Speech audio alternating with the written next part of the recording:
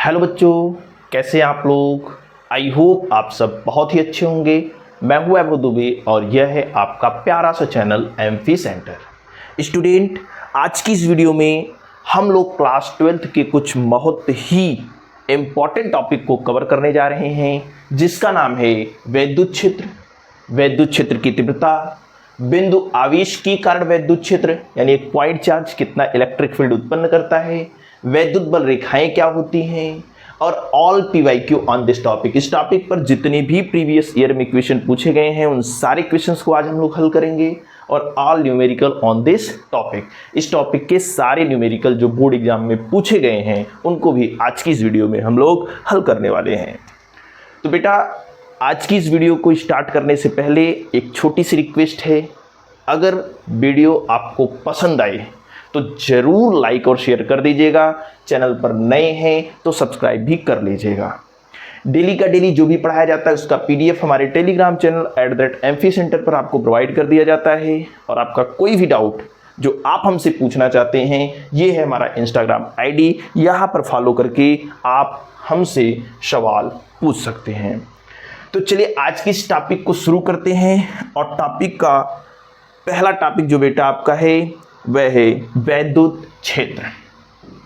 पहला टॉपिक है बेटा आपका वैद्युत क्षेत्र।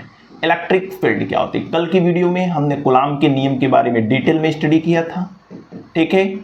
आवेश के बारे में इसके पहले हमने स्टडी किया था। आज हमारा अगला टॉपिक वैद्युत क्षेत्र है। बेटा, हमने कोई आवेश, एक आवेश लिया, उस आवेश को ला करके यहां पे रख दिया। मान लीजिए हमारा पॉजिटिव चार्ज है। जब इस आवेश के समीप कोई दूसरा आवेश ला करके रखा जाए, जिसे मैंने एक दूसरा आवेश सपोज करिए +Q0, मान लीजिए +Q0 ला करके रख दिया। सबसे पहले कौन सा आवेश रखा गया है, ये वाला। ये मान लीजिए मैंने एक आवेश ला करके रखा, फिर इसके समीप ये वाला आवेश मैंने लाया। तो जैसे ही इस वाले आवेश को लाया, मैंने देखा ये आवेश जो पहले से उपस्थित था, इस वाले आवेश पर आकर्षण या प्रतिकर्षण बल लगाने लगेगा। आकर्षण बल कब लगाएगा, जब दोनों का नेचर अलग होगा, एक प्लस एक माइनस होगा। प्रतिकर्षण बल कब लगाएगा, जब एक प्लस और एक प्लस, जैसे इस कंडीशन में दोनों प्लस हैं तो प्रतिकर्षित करके इधर भेजेगा, ठीक है। मैंने क्या समझाया आपको कि ये कोई आवेश रखा गया है, जब इसके समीप कोई दूसरा आवेश लाया जाएगा तो जो पहले से उपस्थित आवेश है, ये वाला आवेश इस वाले आवेश पर बल लगाएगा। लेकिन बेटा, जब इससे मैंने बहुत दूर रख दिया, इस आवेश से बहुत दूर, सपोज करिए मैंने यहां पे आवेश रखा, तब मैंने देखा ये वाला आवेश इस वाले आवेश पर कोई बल नहीं लगा पा रहा है। यानी एक बात हमें यहां समझ पे आई कि इस आवेश का अपना एक एरिया होगा, अपना एक क्षेत्र होगा, जिसके अंदर अगर कोई दूसरा आवेश लाया जाएगा तो ये आवेश क्या करेगा, उस पर वैद्युत बल मतलब आकर्षण या प्रतिकर्षण बल लगाएगा। यानी वैद्युत क्षेत्र क्या है, किसी आवेश के चारों ओर का एक ऐसा क्षेत्र जिसमें किसी दूसरे आवेश को अगर ला करके रख दिया जाए तो ये आवेश इस वाले आवेश पर वैद्युत बल लगाएगा। उस क्षेत्र को हम लोग बोलेंगे वैद्युत क्षेत्र, ठीक है। डाउट क्लियर हुआ कि नहीं। वैद्युत क्षेत्र क्या है, यानी किसी आवेश के चारों ओर का एक ऐसा क्षेत्र जहां किसी दूसरे आवेश को रखने पर उस पर आकर्षण या प्रतिकर्षण बल लगता है, वैद्युत क्षेत्र कहलाता है। हम लोग डेफिनेशन लिख लेते हैं। एकदम डाउट क्लियर हुआ। किसी आवेश की चारों ओर का वह क्षेत्र, किसी आवेश के चारों ओर का वह क्षेत्र जिसमें किसी अन्य आवेश को रखने पर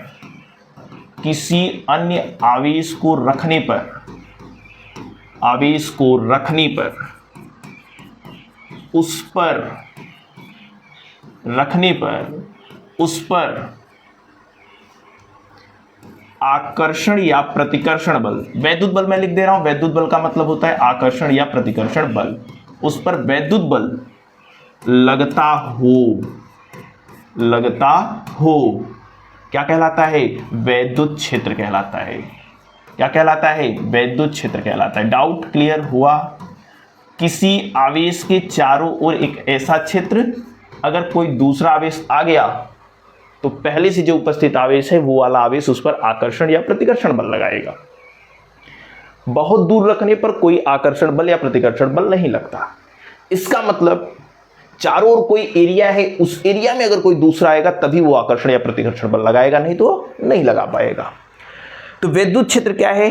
इट इज क्लियर, एकदम आसान भाषा में आपने समझा। एक बेसिक चीजें आप समझ लीजिए बेटा, क्योंकि आगे मुझे काम आने वाला है।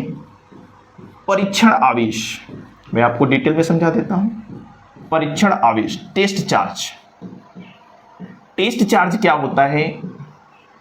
टेस्ट चार्ज एक काल्पनिक धनावेश होता है।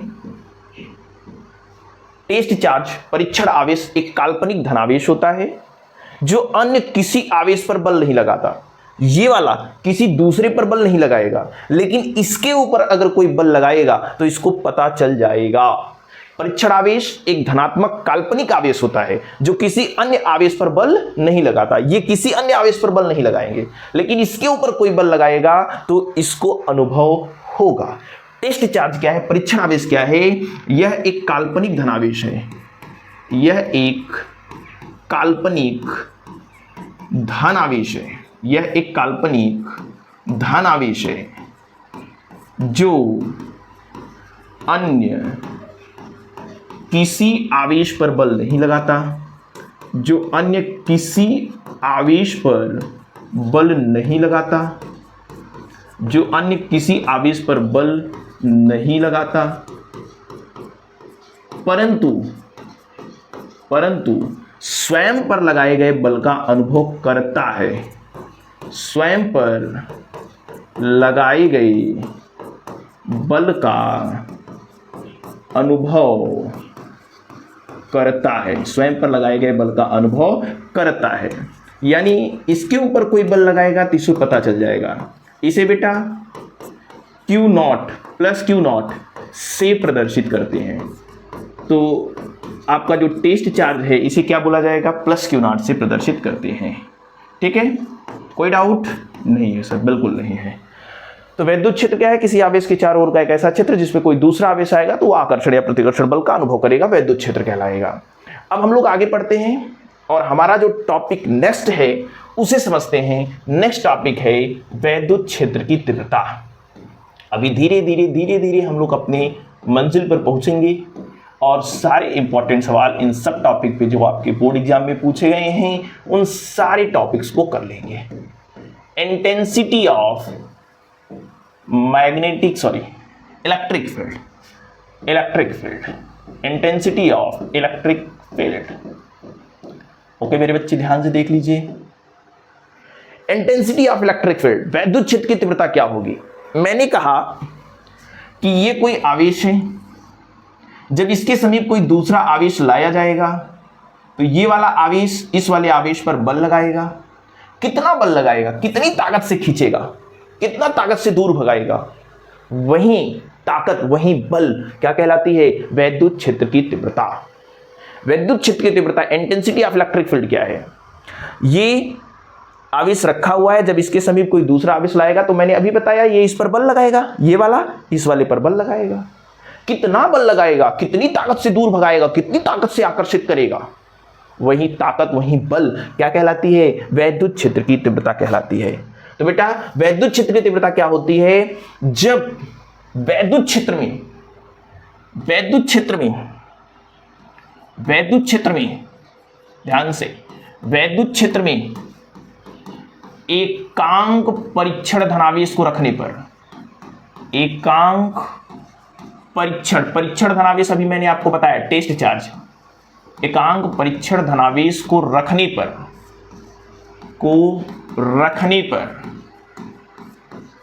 उस पर लगने वाली, एकांक परीक्षण धनावेश को लगने पर उस पर लगने वाले बल को, यहां कौन सा बल लगेगा? वैद्युत बल, आकर्षण या प्रतिकर्षण बल। उस पर लगने वाले वैद्युत बल को वैद्युत क्षेत्र की तीव्रता कहती हैं।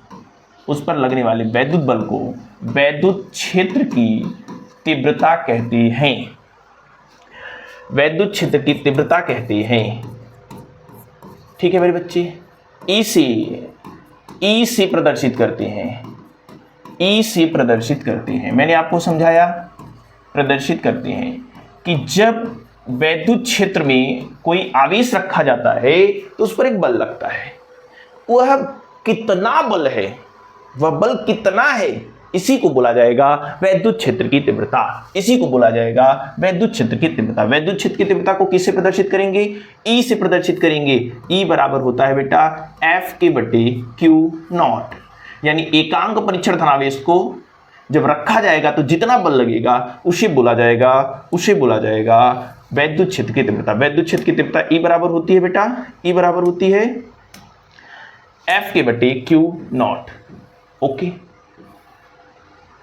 ई बराबर F/Q0। फार्मूला बहुत ही इंपॉर्टेंट है, आप जानते रहिए, सवाल भी इस पे कराएंगे भी। बच्चे, यह एक सदिश राशि होती है। वैद्युत क्षेत्र की तीव्रता यह एक सदिश राशि होती है, पहले उसके बारे में जान लेंगे। चलिए, यह एक सदिश राशि होती है, यह एक सदिश राशि होती है, आप जानते रहिए। सदिश राशि होती है तो पक्का इसमें दिशा होगा, क्योंकि सदिश राशियां वे राशियां होती हैं जिनमें दिशा होती है। सदिश राशियां वे राशियां होती है जिनमें दिशा होती है। ये भी एक सदिश राशि है, मतलब इसमें पक्का डायरेक्शन होगा, दिशा होगा। तो दिशा क्या होगा, डायरेक्शन क्या होगा, वैद्युत क्षेत्र की दिशा क्या होगी, वैद्युत क्षेत्र की दिशा क्या होगी, इसकी दिशा, वैद्युत क्षेत्र की तीव्रता की दिशा धन आवेश पर लगने वाले बल की दिशा में, यानी पॉजिटिव चार्ज अगर रखा गया है तो उस पर बल किधर लग रहा है, धन आवेश पर लगने वाले बल की दिशा में, धन आवेश पर लगने वाले बल की दिशा में, लगने वाली बल की दिशा में, बल की दिशा में, जबकि ऋण आवेश पर लगने वाले बल की विपरीत दिशा में होता है। ऋण आवेश पर लगने वाले बल की विपरीत दिशा में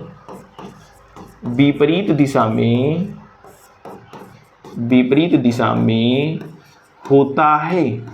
यानी मेरे बच्चे, वैद्युत क्षेत्र एक सदिश राशि, मैंने आपको बताया जब सदिश राशि है तो दिशा होगी। डायरेक्शन किधर होगा, धन आवेश पर जिधर बल लगेगा वैद्युत क्षेत्र उधर होगा, ऋण आवेश पर जिधर बल लगेगा वैद्युत क्षेत्र उसके ठीक विपरीत होगा। अगर पॉजिटिव चार्ज है और पॉजिटिव चार्ज पे बल इधर लग रहा है तो वैद्युत क्षेत्र की दिशा भी इधर होगी। अगर निगेटिव चार्ज है और निगेटिव चार्ज पे बल सपोज करिए इधर लग रहा है, इस साइड में लग रहा है, ठीक है, निगेटिव चार्ज पे बल इधर लग रहा है तो वैद्युत क्षेत्र की तीव्रता लगने वाले बल के विपरीत दिशा में होगी। कोई डाउट? यहां पे आपको क्लियर कर देता हूं ध्यान से। मैंने कहा कि अगर कोई पॉजिटिव चार्ज है, पॉजिटिव चार्ज पे बल जिधर लगेगा, पॉजिटिव चार्ज पे बल जिधर लगेगा वैद्युत क्षेत्र की तीव्रता उधर ही होगी। वैद्युत क्षेत्र की तीव्रता इधर होगी क्योंकि बल इधर लग रहा है। अगर कोई निगेटिव चार्ज है, अगर मेरे बच्चे कोई निगेटिव चार्ज है, निगेटिव चार्ज पे बल किधर लग रहा है, सपोज करिए इधर लग रहा है, तो वैद्युत क्षेत्र की तीव्रता किधर होगी, निगेटिव चार्ज पर लगने वाले बल के विपरीत दिशा में, यानी वैद्युत क्षेत्र की तीव्रता इधर होगी। ओके, कोई डाउट? डायरेक्शन निकाल लेंगे, बिल्कुल निकाल लेंगे। चलिए इधर देखिए, आगे आइए। नेक्स्ट पॉइंट, हमारा नेक्स्ट पॉइंट है बेटा मात्रक, डायरेक्शन। डायरेक्शन हो गया, मात्रक, यूनिट। इसका मात्रक आप लोग बताइए बच्चों। सूत्र से पहले एक मात्रक तो आप बता ही सकते हैं, इसका मात्रक होता है न्यूटन प्रति कूलम। न्यूटन प्रति कूलम। और आगे चल करके आप एक और मात्रक के बारे में पढ़ेंगे जिसका नाम है वोल्ट पर मीटर। वोल्ट पर मीटर, ठीक है। आगे चल करके आप एक और मात्रक के बारे में पढ़ेंगे जिसका नाम है वोल्ट पर मीटर। यानी दो मात्रक अभी आपने पढ़ लिया। पहला मात्रक न्यूटन प्रति कूलम, दूसरा मात्रक वोल्ट पर मीटर।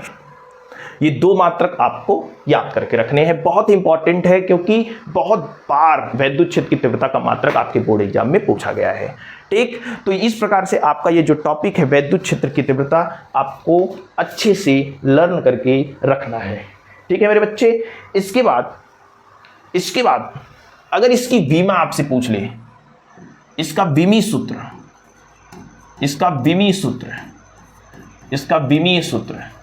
तो विमीय सूत्र होता है बेटा MLT-3A-1 होता है। विमा भी कभी कभी बोर्ड एग्जाम में पूछा गया है, तो विमा भी आपको अच्छे से लर्न करके रखना है। ठीक, तो ये है विमीय सूत्र। तो वैद्युत क्षेत्र की तीव्रता क्या है, वैद्युत क्षेत्र की तीव्रता क्या होती है, इसके बारे में यहां पे आप बहुत ही आसानी से समझ सकते हैं। ठीक है, वैद्युत क्षेत्र की तीव्रता वैद्युत क्षेत्र में एकांक परीक्षण धनावेश को रखने पर उस पर लगने वाले बल के बराबर होती है। ठीक है, मात्रक क्या है, न्यूटन प्रति कूलम या वोल्ट पर मीटर, या फिर बीमा MLT-3-1A-1 होता है। ठीक है, वेक्टर फॉर्म है। अगर आपसे कोई कहे कि इसके वेक्टर फॉर्म को लिखिए, तो वेक्टर फॉर्म आप ऐसे लिख सकते हैं, सदिश स्वरूप इसका ऐसे लिखा जा सकता है, वेक्टर F/Q0।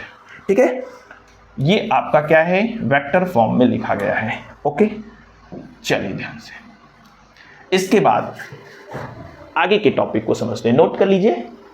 अब हम लोग देखेंगे कि बिंदु आवेश, एक पॉइंट चार्ज बिंदु आवेश कितना वैद्युत क्षेत्र उत्पन्न करता है। अब आप में से कहेंगे कि बिंदु आवेश क्या होता है सर, बिंदु आवेश मुझे बता दीजिए। जब दो आवेशों की दूरी की तुलना में, ध्यान से देखिए, जैसे ये पहला आवेश है, ये दूसरा आवेश है, दूरी बहुत ज्यादा हो, इनके परिमाण की तुलना में दूरी बहुत ज्यादा हो, तो इन दोनों आवेशों को बोला जाएगा आपका बिंदु आवेश। ओके, तो बिंदु आवेश के कारण वैद्युत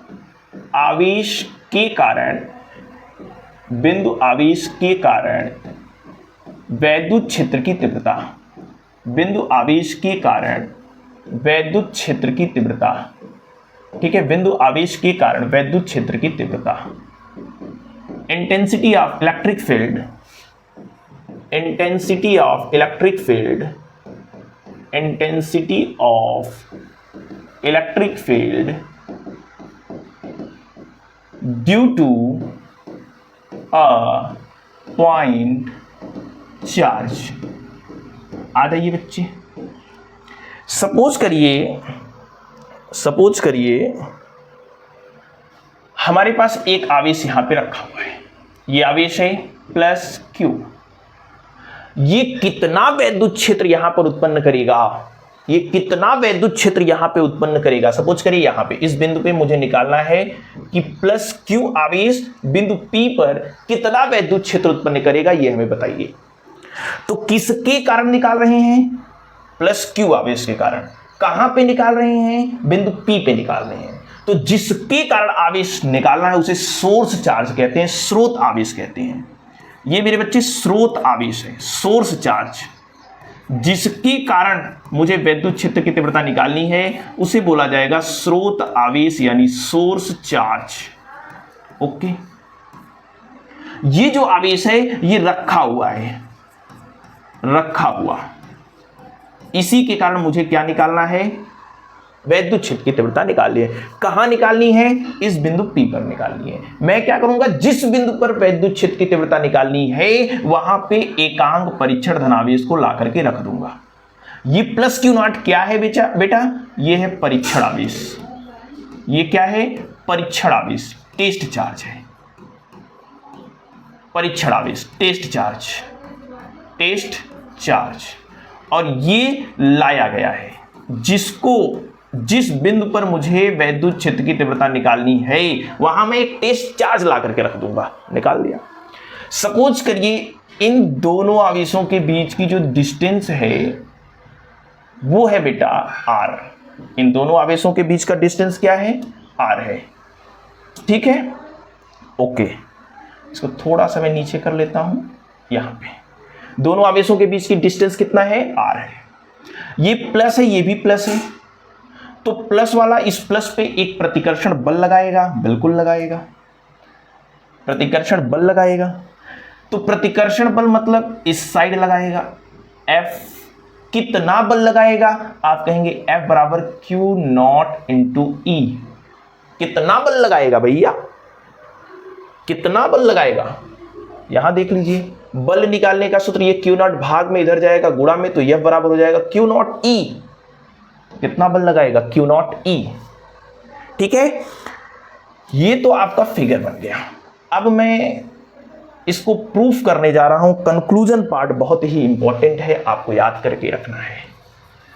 कूलाम्ब के नियम से, कूलाम्ब के नियम से, कूलाम्ब के नियम से प्लस Q आवेश के कारण, कूलाम्ब का नियम कल पढ़ाए थे, प्लस Q आवेश के कारण Q नॉट पर बल। चलिए मेरे बच्चे, बल बता दीजिए कितना लगेगा। तो कहेंगे सर कल तो आपने बताया था कि F बराबर होता है 1/4 पाई एप्सिलॉन नॉट इंटू दोनों आवेशों का गुणा, यानी Q गुणे Q नॉट बटे R स्क्वायर। ये वाला आवेश इस पर बल लगाएगा, क्या ये वाला इस पर बल लगाएगा? आप कमेंट में बताइएगा। F बराबर 1/4 पाई एप्सिलॉन नॉट Q2 दोनों आवेशों का गुणा बटे दूरी का स्क्वायर। दूरी में मैंने कितना मान के रखा है? R square. मुझे क्या निकालनी है? वैद्युत क्षेत्र की तीव्रता। तो वैद्युत क्षेत्र की तीव्रता निकालने का फार्मूला क्या होगा? वैद्युत क्षेत्र की तीव्रता निकालने का फार्मूला क्या होगा? आप कहेंगे वैद्युत क्षेत्र की तीव्रता E बराबर होती है F के बटे Q नॉट। F की वैल्यू मुझे पता है, यस पता है। कितना है? F बराबर है बेटा 1/4 पाई एप्सिलॉन नॉट इंटू आवेश Q नॉट बटे R स्क्वायर। टोटल के बटे क्या है? Q not. बताइए, अल्टरनेट कट जाते हैं, Q नॉट से कट जाएगा, क्या बचा है? Equal to 1/4 pi epsilon nought into Q बटे R स्क्वायर। ये जो आया है बच्चों, ये जो आया है, यही है आपका पॉइंट चार्ज के कारण वैद्युत क्षेत्र की तीव्रता। ठीक है, पॉइंट चार्ज के कारण वैद्युत क्षेत्र की तीव्रता। एक पॉइंट चार्ज, एक बिंदु आवेश कितना वैद्युत क्षेत्र उत्पन्न करता है? तो एक बिंदु आवेश 1/4 pi epsilon nought into Q बटे R स्क्वायर वैद्युत क्षेत्र उत्पन्न करता है अपने से R दूरी पर। अपने से R दूरी पर एक पॉइंट चार्ज कितना वैद्युत क्षेत्र उत्पन्न करता है? 1/4 pi epsilon nought into Q बटे R स्क्वायर। ओके, अब हम कुछ सवाल करते हैं, उसके बाद वैद्युत बल रेखाओं के बारे में पढ़ते हैं, वो भी एक अच्छा टॉपिक है। पहला सवाल जो 2024 में पूछा गया था, किसी भौतिक राशि के मात्रक वोल्ट प्रति मीटर और न्यूटन प्रति कूलम्ब हैं। भौतिक राशि कौन सी है? तो कौन सी भौतिक राशि है जिसका मात्रक न्यूटन प्रति कूलम्ब भी होता है और वोल्ट पर मीटर भी होता है? मैंने अभी आपको बताया कि वैद्युत क्षेत्र की जो तीव्रता होती है उसका मात्रक न्यूटन प्रति कूलम्ब या वोल्ट पर मीटर दोनों होता है। ठीक है, तो कौन सी वैद्युत क्षेत्र की तीव्रता? वैद्युत क्षेत्र की तीव्रता का मात्रक ही वोल्ट पर मीटर न्यूटन प्रति कूलम्ब दोनों होता है। कराए एकांक धनावेश वैद्युत क्षेत्र के प्रत्येक बिंदु पर समान बल का अनुभव करता है। 2024 में पूछा गया सवाल है। वैद्युत क्षेत्र होगा मतलब एक एकांक धनावेश है, वो हर जगह समान बल का अनुभव कर रहा है। समान बल का अनुभव कर रहा है यानी वैद्युत क्षेत्र भी एक समान होगा। समान बल हर जगह लग रहा है यानी एक समान वैद्युत क्षेत्र होगा। अगर अलग अलग बल लगता तो असमान वैद्युत क्षेत्र होता। ठीक है, ये दोनों एक इंपॉर्टेंट सवाल। आगे देखिए, 3 इलेक्ट्रॉनिक आवेश वाले 0.001 मिलीग्राम द्रव्यमान की एक तेल की बूंद को संतुलित करने वाले वैद्युत क्षेत्र का मान क्या होगा?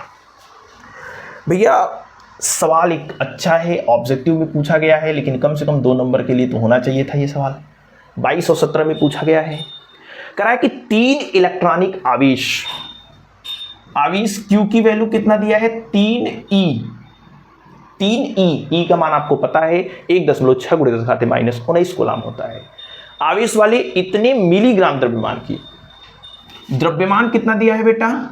0.001 मिलीग्राम। पहले ये दशमलव इधर लेकर जाइए, 1 2 3, यहां पे अगर दशमलव लगाना है तो 3 अंक दशमलव दाहिने साइड जाएगा, यानी 1 × 10⁻³ मिलीग्राम हो जाएगा। अब बेटा मिलीग्राम को पहले ग्राम में बदलो, तो मिलीग्राम को ग्राम में बदलने के लिए 10⁻³ से गुणा करेंगे, तो यहाँ ऑलरेडी 10⁻³ है, तो जब और -3 आएगा तो -6 हो जाएगा। अब ये ग्राम में बदल गया। मुझे ग्राम में भी नहीं चाहिए, मुझे किलोग्राम में चाहिए, तो ग्राम को किलोग्राम में बदलने के लिए 10⁻³ से गुणा करना पड़ेगा। तो यहाँ -6 है, 10⁻³ और आएगा तो 10⁻৯ kg हो जाएगा। तो 0.001 मिलीग्राम में 1 × 10⁻৯ kg होता है। ई मतलब होता है चार्ज ऑन इलेक्ट्रॉन, तो 3 × 1.6 × 10⁻19 कूलाम हो जाएगा आवेश। ओके, कराए कि एक तेल की बूंद को संतुलित करने वाले वैद्युत क्षेत्र का मान बताइए। अब सवाल आप समझिए, अब सवाल समझिए।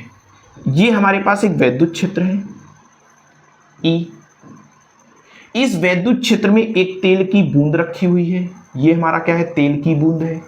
प्रत्येक वस्तु अपने भार के बराबर नीचे एक बल लगाता है, तो ये भी अपने भार के बराबर एक बल लगाएगा जिसका नाम होगा mg। नीचे के साइड लगाएगा, बिल्कुल लगाएगा।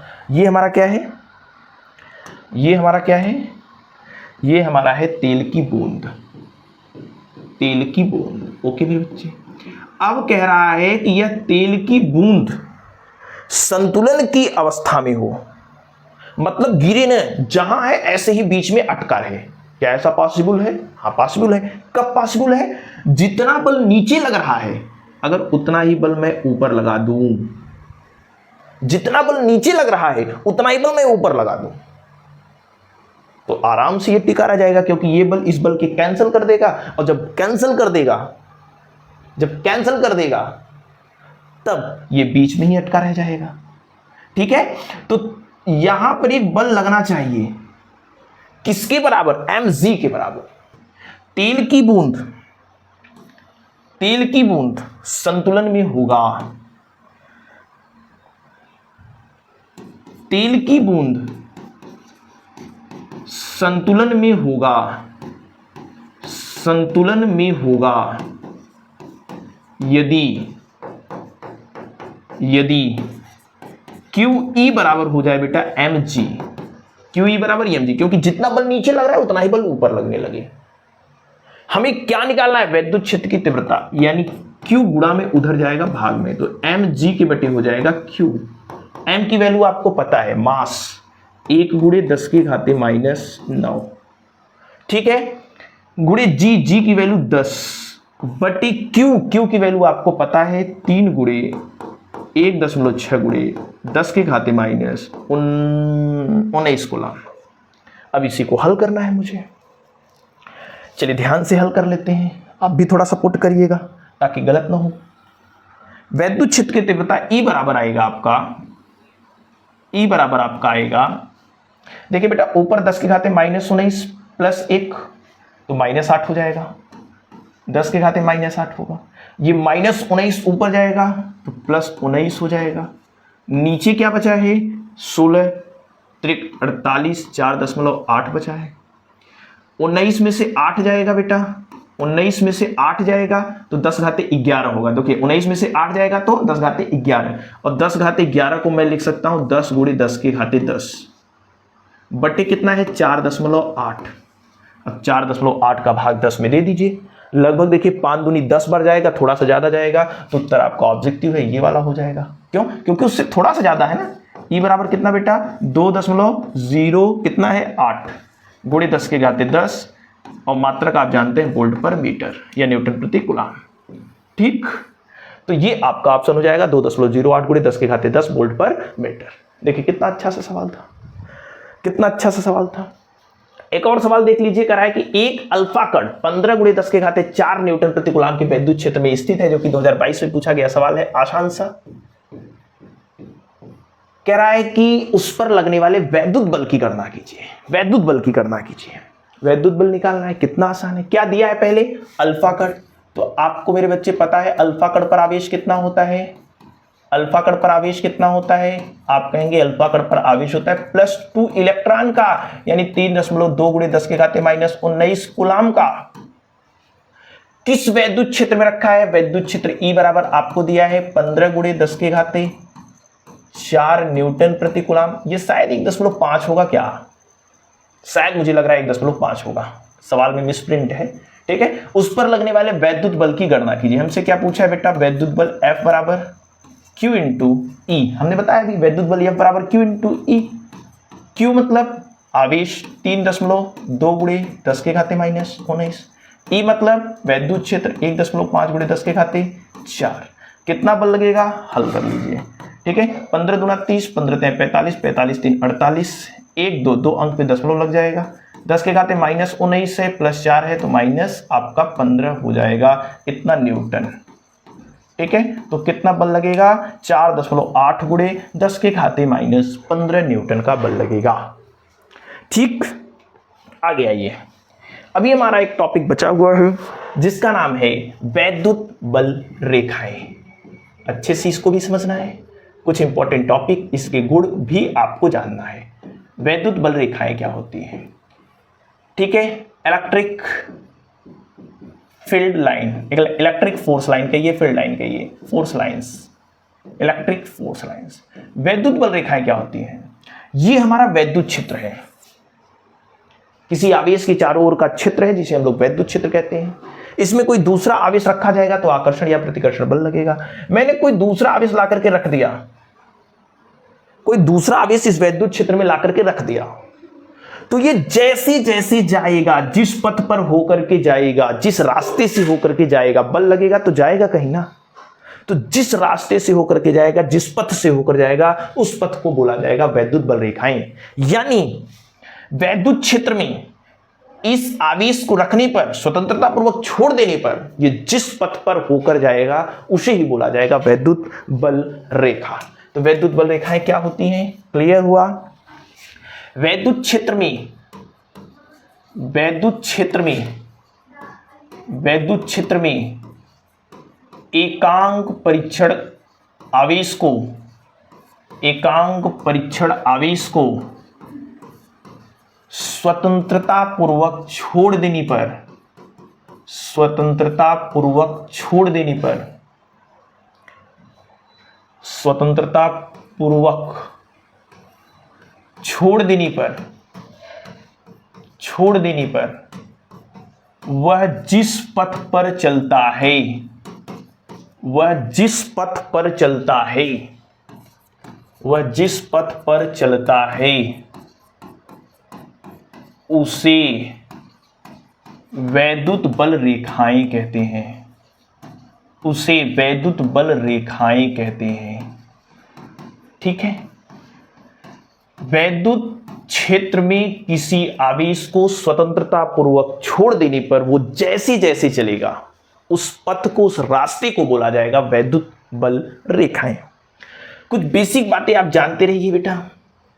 यदि वैद्युत क्षेत्र एकल आवेश द्वारा उत्पन्न हो, यदि वैद्युत क्षेत्र एकल आवेश मतलब एक आवेश केवल उत्पन्न किया है, वैद्युत क्षेत्र एकल आवेश द्वारा उत्पन्न हो, यदि वैद्युत क्षेत्र एकल आवेश द्वारा उत्पन्न हो,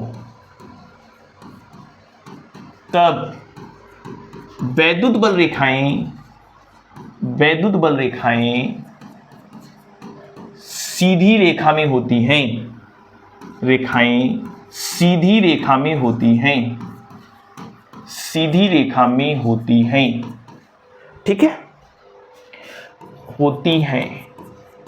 यानी अगर जो वैद्युत क्षेत्र है केवल एक आवेश द्वारा उत्पन्न है तो वैद्युत बल रेखाएं हमेशा ऐसे बेटा सीधी रेखा में होंगी, ऐसे स्ट्रेट लाइन में होंगी। अगर वैद्युत क्षेत्र एक आवेश के द्वारा उत्पन्न हो तो ध्यान दीजिएगा वैद्युत बल रेखाएं हमेशा हमेशा सीधी रेखा में होंगी।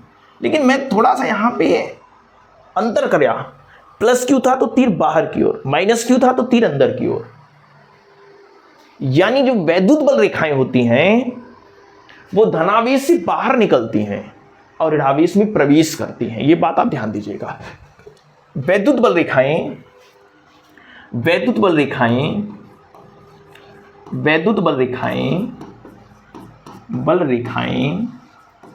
धनावेश से निकलती हैं।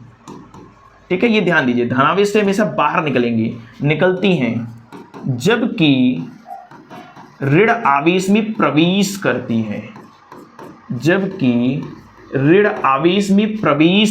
हैं। ठीक है, वैद्युत बल रेखाएं धनावेश में निकलती हैं और ऋणावेश में प्रवेश करती हैं। ये बात आप जानते रहिए। यदि वैद्युत क्षेत्र एकल आवेश द्वारा हो तो वैद्युत बल रेखाएं हमेशा स्ट्रेट लाइन में मिलेंगी। प्लस से हैं तो बाहर निकलेंगी, माइनस से हैं तो अंदर आएंगे। अब बच्चों, अगर वैद्युत क्षेत्र 2 या 2 से अधिक आवेश द्वारा उत्पन्न हो, यदि वैद्युत क्षेत्र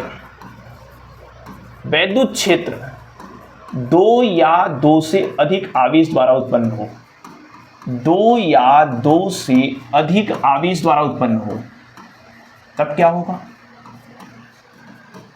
होगा? तब बेटा वैद्युत बल रेखाएं जो होंगी, तब मेरे बच्चे जो वैद्युत बल रेखाएं होंगी वो वक्राकार होंगी। तब वैद्युत बल रेखाएं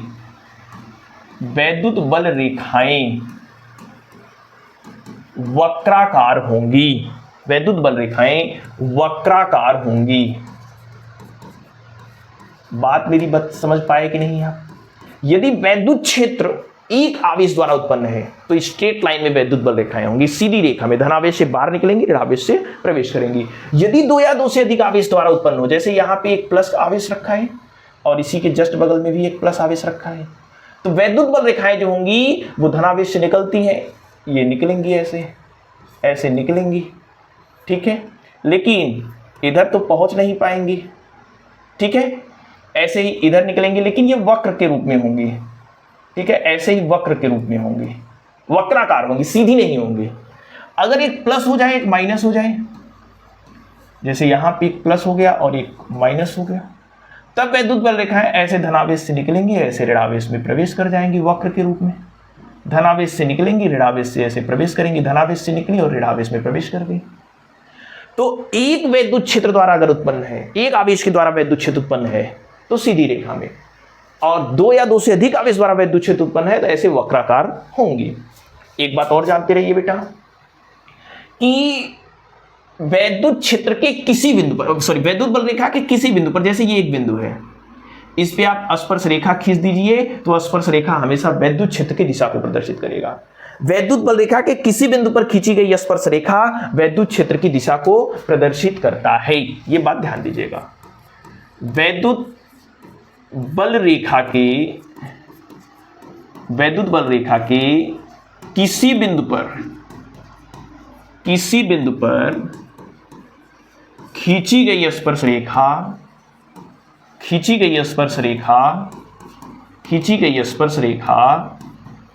वैद्युत क्षेत्र की दिशा को प्रदर्शित करता है। ओके मेरे बच्चे, वैद्युत क्षेत्र की दिशा को प्रदर्शित करता है। अब एक इंपॉर्टेंट पॉइंट जो कि बोर्ड एग्जाम में पूछा गया है उसको हम लोग करने वाले हैं, इसी को बेस बना करके। वैद्युत बल रेखा के किसी बिंदु पर स्पर्श रेखा खींचेंगे तो क्या बताएगा? वैद्युत क्षेत्र की दिशा को बताएगा। अब वैद्युत बल रेखाएं सपोज करिए हैं, ये पहली वैद्युत बल रेखा, ये दूसरी वैद्युत बल रेखा। ये वैद्युत बल रेखा पहली है, ये वैद्युत बल रेखा दूसरी है। तो 2 वैद्युत बल रेखाएं एक दूसरे को यहां पर काटी। मैं पहले वाले पर स्पर्श रेखा खींच रहा हूं ऐसे, अब मैं दूसरे वाले पर भी स्पर्श रेखा खींच रहा हूं इस बिंदु पर ऐसे। ये सपोज करिए E1 है, ये क्या है? E2 है। अगर वैद्युत बल रेखाएं एक दूसरे को आपस में काटी, जैसे इस कंडीशन में हुआ, वैद्युत बल रेखाओं ने एक दूसरे को आपस में काटा, अगर काटा तो इस बिंदु पर कितनी स्पर्श रेखा खींची जा सकती है? 2, क्योंकि ये पहली वैद्युत बल रेखा, पहला स्पर्श रेखा, ये दूसरी वैद्युत बल रेखा, इस पे दूसरी स्पर्श रेखा। तो इस बिंदु पर कितनी स्पर्श रेखाएं खींची गई? दो स्पर्श रेखाएं खींची गई हैं, तो दो वैद्युत क्षेत्र की दिशा होगी। लेकिन एक ही बिंदु पर दो वैद्युत क्षेत्र की दिशा संभव नहीं है। एक ही बिंदु पर आवेश दो दिशा में कैसे जा सकता है? एक ही आवेश इधर भी जाएगा इधर भी जाएगा ना, या तो इधर ही जाएगा या तो इधर ही जाएगा। तो एक ही दिशा में एक ही बिंदु पर दो स्पर्श रेखा खींची गई। दो स्पर्श रेखा दो दिशाओं को प्रदर्शित करती हैं, जो संभव नहीं है। यानी वैद्युत बल रेखाएं एक दूसरे को आपस में कभी नहीं काटती। वैद्युत बल रेखाएं एक दूसरे को आपस में कभी नहीं काटती। क्यों नहीं काटती? क्योंकि अगर काटेंगी तो उस बिंदु पर दो स्पर्श रेखाएं दो दिशाओं को प्रदर्शित करेंगी, जो संभव नहीं है। तो मैं इस पॉइंट को लिखने जा रहा हूं, वैद्युत बल रेखाएं, और ये इंपॉर्टेंट पॉइंट है बेटा, वैद्युत बल रेखाएं एक दूसरे को आपस में कभी नहीं काटती। एक दूसरे को आपस में कभी नहीं काटती, कभी नहीं काटती, नहीं काटती। क्योंकि कटान बिंदु पर दो स्पर्श रेखा खींची जा सकती हैं। दो स्पर्श रेखा खींची जा सकती हैं। स्पर्श रेखा खींची जा सकती हैं। दो स्पर्श रेखा खींची जा सकती हैं, जो दो दिशाओं को प्रदर्शित करेंगी, जो दो दिशाओं को प्रदर्शित करेंगी, दिशाओं को प्रदर्शित करेंगी, जो संभव नहीं है मेरे बच्चे। प्रदर्शित करेंगी, जो संभव नहीं है, जो संभव नहीं है। कोई डाउट? वैद्युत बल रेखाएं एक दूसरे को आपस में कभी नहीं काटती। क्यों? क्योंकि अगर काटेंगी तो उस बिंदु पर दो स्पर्श रेखा खींची जाएंगी, तो दो दिशा होगा, और दो दिशा होगा संभव नहीं है, जैसे मैंने यहां चित्र से समझाया आपको। ठीक है, तो आज की टॉपिक्स बहुत ही इंपॉर्टेंट थे। आई होप सारे टॉपिक्स आपको अच्छे से समझ में आए होंगे, न्यूमेरिकल्स भी अच्छे से समझ में आए होंगे।